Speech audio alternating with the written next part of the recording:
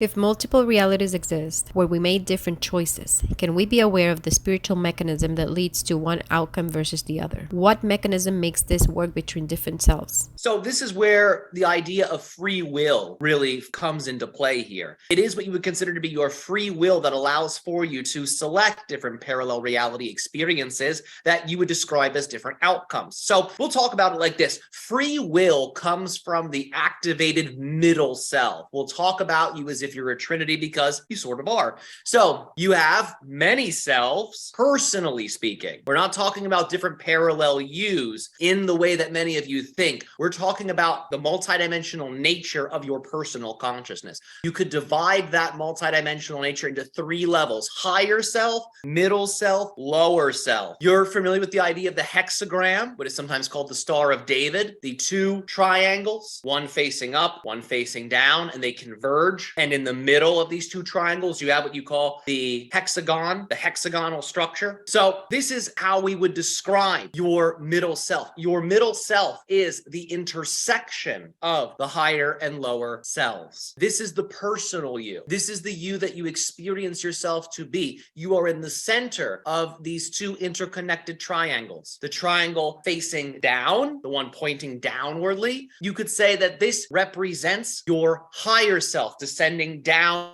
into matter. The bottom triangle, the one facing up, this represents your lower self penetrating up into spirit. So in general, the lower self is in many ways equivalized to animal consciousness. This is the dimension of your consciousness that may feel perhaps rather primal. It may be sensitive to things like vices, like gluttony or overindulgence or compulsion. When the lower self has not been purified, in other words, when a person has not done what you call shadow work or gone through the dark night of the soul, the lower self sometimes can be a little chaotic to work with because its reality is based in darkness. It can't really see where it's going. It can only really see what you would describe as the in the moment experience, just like how many animals live. There are some animals that, of course, prepare for the future, but many animals do not have the ability to project far into the future. They're sort of dealing with things on a moment-to-moment basis. That's why the lower self can be a little bit more compulsive. It just thinks, I want this, I want it now. It doesn't really matter what comes later. I have this desire, let's fulfill it. That's sort of the mentality of the lower self. The higher self is all about the bird's eye point of view, and the transmission we will be delivering on the 22nd. That's the power you'll be more deeply connecting with and learning how to merge with. But this higher self perspective is all about seeing the bigger picture and channeling wisdom and energies from upper worlds into the consciousness of the middle self. So you're all familiar with the idea of the sort of cliche image, perhaps, or traditional image of the person who has an angel on one shoulder and a devil on another. That's the middle self. Now, of course, these are rather traditional, somewhat religious depictions of higher and lower selves, but it's a useful representation.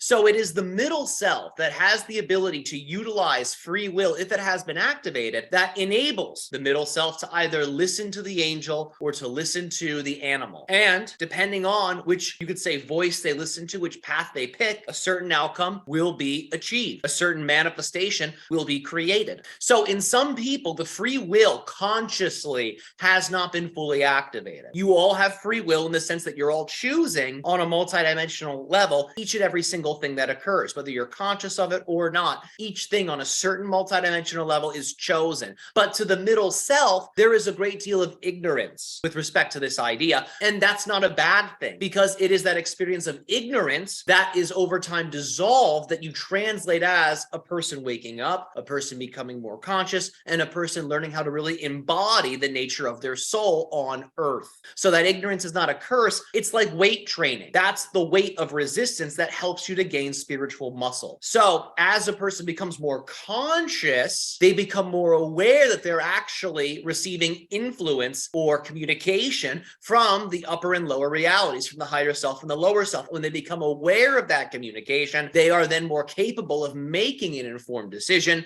And as they make positive choices, they get more positive feedback. As they make more negative choices, they get more negative feedback. And that's what allows for the soul to use that context to understand the nature of how energy creates reality. Oh, if I put this type of energy into the equation, I get this answer. Oh, if I put this type of energy in, I get that answer. Oh, well, now I have a lot more understanding of how to want to consciously create my life. So it is the free will of the middle self that determines what parallel reality outcome will be created. For many people, this is unconscious, but for many people on your planet, at an increasing rate, this is becoming more and more conscious.